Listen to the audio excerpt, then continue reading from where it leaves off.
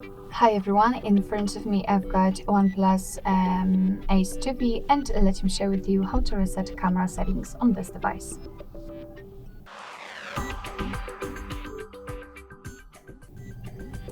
So first of all, let's open your camera app, and I hope that you can see those green lines. I've applied them before I've started recording because I want to show you the visual evidence that the reset option will work. It does not really matter on which mode you will be.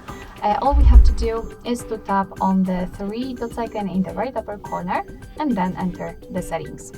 Now let's scroll down to the very bottom and tap on Restore Defaults and confirm it.